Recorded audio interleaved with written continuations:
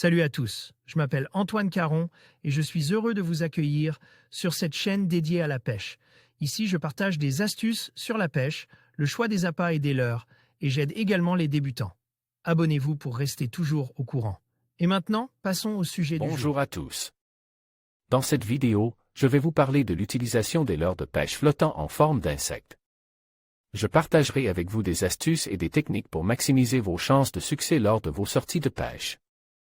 Que vous soyez débutant ou pêcheur expérimenté, vous découvrirez comment ces leurres peuvent attirer les poissons et améliorer votre expérience.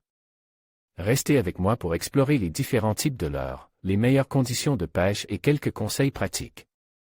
C'est parti! Les leurres dures sont bien souvent déjà munis d'hameçons, et il suffit de les raccorder à la ligne pour pêcher avec. Comme la discrétion et l'équilibre du leurre sont 2 points à préserver, il ne faut pas utiliser d'agrafe ou d'anneau brise, et la meilleure façon de les raccorder est donc de nouer directement le bas de ligne au leurre. Les versions avec une bavette peuvent être ramenées pour les mettre en action de nage et ainsi imiter un insecte qui cherche à rejoindre la bordure. On peut également les laisser immobiles, et c'est bien souvent dans ce cas de figure qu'ils sont les plus efficaces. Les leurres souples. L'avantage des leurres souples est que leur procédé de fabrication permet de plus grandes possibilités au niveau de la forme, notamment en ajoutant des appendices mobiles, qui créent des vibrations supplémentaires et augmentent le réalisme. Pour attacher un leurre souple de type insecte, il existe 2 principales variantes. Dans les 2 cas, je recommande d'utiliser des hameçons simples de type drop shot ou des hameçons pour la carpe, car leur forme et leur grande ouverture permet de favoriser un bon dégagement de la pointe et un bon ferrage. Suivant la taille du leurre utilisé, les tailles 10 à 14 sont les plus adéquates. En ce qui concerne les modèles avec une poche d'air, qu'il ne faut pas percer, le mieux est de piquer l'hameçon simple sur une des extrémités situées en dehors de la poche d'air. Si le leurre est plein, et qu'il flotte, il est possible de passer le fil à l'intérieur du leurre avec une aiguille pour cacher la hampe et seulement garder la courbure d'apparente. Dans les 2 cas, la pointe de l'hameçon doit pointer vers le bas, cette configuration donne une meilleure réussite au ferrage.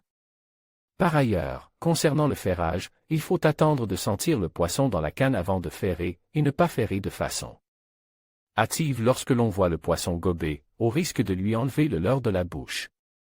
Les tailles. Il existe des leurres de plusieurs tailles, mais pour une recherche des poissons de nos eaux douces, une taille de 3 à 5 cm est ce qui est le plus adapté. Les leurres plus grands sont plutôt destinés à la pêche du black bass, même si le principe, la présentation et l'animation sont très similaires et reprennent les mêmes principes. Une progression discrète. La majeure partie du temps, pêcher aux insectes flottants consiste à progresser doucement au bord de l'eau pour repérer des poissons. Pour faciliter le repérage des poissons, il est primordial d'utiliser de bonnes lunettes polarisantes. Lors de cette approche, il faut être attentif à ne pas se positionner dans le champ de vision des poissons, ce qui inclut ne pas faire d'ombre, ni faire de bruit et de vibrations au sol. Une animation réaliste. Une fois notre poisson repéré, il faut se positionner de façon à ce qu'il ne nous voie pas et ne pas lancer sur sa tête, au risque de lui faire peur. Il vaut mieux lancer en avant de lui, et laisser le leurre dériver de façon naturelle, sans chercher à l'animer, au risque d'effrayer le poisson. En effet, le but est d'imiter un insecte tombe à la surface de l'eau, qui se débat principalement sur place, dans réellement se déplacer. Quelques marques. Même si à première vue ce type de leurre ne semble pas complexe, il faut tout de même sélectionner des modèles bien conçus, pour avoir un leurre qui tombe toujours du bon côté et qui flotte parfaitement.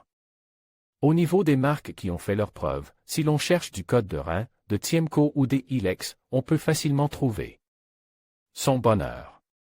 En conclusion, utiliser des leurres de pêche flottant en forme d'insectes peut véritablement transformer votre expérience de pêche. En comprenant les comportements des poissons et en adaptant vos techniques, vous maximisez vos chances de succès. N'oubliez pas de varier les couleurs et les tailles, et d'observer attentivement l'environnement pour choisir le bon moment et le bon endroit. Avec un peu de pratique et de patience, vous serez en mesure de tirer le meilleur parti de ces leurres. Bonne pêche à tous!